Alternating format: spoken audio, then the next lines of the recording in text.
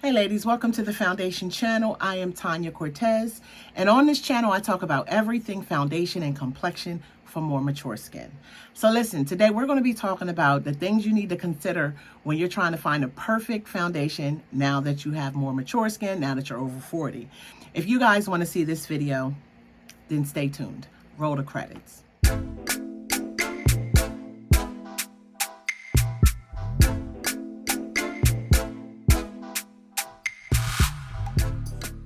So look, today we're going to be talking about it today, okay? Because there's a few things that we have to consider when looking for that perfect foundation. If there is one, I'm telling you, I'm still looking for it. If you guys find it, you let me know so I can try it. You know, because I have some texture, some larger pores, some fine lines and wrinkles. So I'm looking for a whole smorgasbord of stuff when I'm looking for a new foundation that could look good on my skin. One of the first things that we have to consider is what are our skin goals. So if we do have the large pores, the texture and all that kind of stuff, what do we want to battle? So do we want to battle all of it? Do we want to battle just the texture, you know, the fine lines, and so on and so on? So you have to first decide. The next thing is you want to think about the undertone of your skin. So, you know, a lot of times for the longest, I thought I was a golden undertone, and then come to find out I clearly wasn't, you know. So everything I was buying was golden, and I would wonder why I was looking so orange and how it just wasn't like sitting with me well. And then one day I went into Sephora. A lady said, you know, let me match you. And I'm like, I'm golden, I'm golden. She's like, I don't think so. Golden, golden, golden. And then she let me try a neutral tone. And I realized that I was more neutral than anything. And after that, then it made a huge difference. So the way I learned and the way she taught me to, you know, to be able to tell what my undertone is was because of the veins. So if your veins are green, you're more of a warm undertone, like golden. You're more like a golden undertone. If you have more blue veins, of course, you're going to be more cool as an undertone. If you can look at your veins like me and can't tell the difference whether they're green or blue, then usually you're neutral.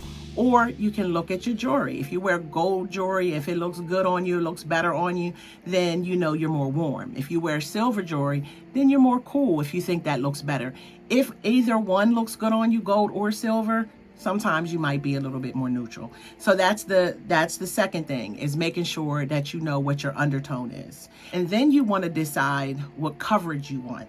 So if you have a whole bunch of hyperpigmentation, you might want a more full coverage. If you don't have a lot of hyperpigmentation, maybe just a little bit, you might want more of a medium or buildable to full coverage. If you don't really have anything that you want to cover and you kind of just want to even your skin tone out, you might want to do something light or maybe a sheer coverage. Or some people just like a skin tint or a BB cream, just something that can even out your skin tone also and call it a day, something that's not really, really fussy. So the next thing you want to think about is the finish of the foundation that you want. So there's several different types of finishes. So for instance, if you are more oily, you might want to do a matte finish. If you are, you know, combination, you might want to do a maybe a satin finish. If you are normal, you can do any finish you want and it looks nice. You're basically just deciding on whether you want something more dewy or something more radiant. You know, it just all depends, and you have to decide which one you think is going to work best for your skin and what your needs are. So I pulled some foundations just to kind of give you guys an idea of what a foundation would be. So for instance, if you wanted a more matte finish, if you have oily skin, let's say, or combination skin, and you want something a little bit more full, then you have your double wears. This is a classic foundation, very full coverage. A lot of people like this foundation. Even people with dry skin like this foundation, but a lot of people that normally have oily skin or combination of oily really like this foundation. So this is an example of one. One that's a little bit more affordable is the Maybelline Fit Me. This is a matte and poreless foundation. It does exactly what it says. It will blur the pores. It'll be very matte on your skin, but it is a pretty matte, because you do have some mattes that are more along the satin line, and this is one of those. This doesn't look like a dry matte, you know. So this is one of those. And then another affordable one, and this is very full coverage as well, and this is the NYX Can't Stop Won't Stop. This is very full coverage. You know, it's a good foundation, but you do need to be light with it because it is that full. You don't want to end up being cakey, but this is perfect. And this is perfect, a perfect night foundation, you know, to wear at night. All of these full coverage are foundations, I think, are pretty good to wear at night. And these foundations would look nice with more of a radiant finish primer, something that's a little bit more hydrating because you're putting on such a full coverage. And this is a beauty blender. They do have it in a couple of different shades. And you know, this is great under something really, really full. Now, if you want something more buildable, medium coverage to buildable to full, you have the Shiseido. This is the Synchro Skin Radiant Lifting Foundation. Now, this is a nice medium to full coverage foundation. And I know you see radiant on there. It has a radiance, but not like you think. It just doesn't look, it's more of a satin finish. I don't find it to be extremely radiant or dewy or anything like that, but it is very pretty and it is buildable. And then also this is very affordable, and this is the Sephora Best Skin Ever. This is a very nice medium coverage. You can build this to full, but I wouldn't take it to the top. This is a really good foundation. It's just pretty on the skin. It's more of a satiny finish, but it is a nice, affordable. This is $20 at Sephora, and it is a really good foundation. Now, this particular one is a skin tint. However, this has more coverage to me than an actual sheer skin tint, and this is the Nars Pure Radiant Tinted Moisturizer. This actually has some coverage to me, you know. It covered a lot of my hyperpigmentation. It really did. So I like to put this in a more of a medium coverage, you know, sheer to medium, but it will give you a pretty medium. I like this one a lot.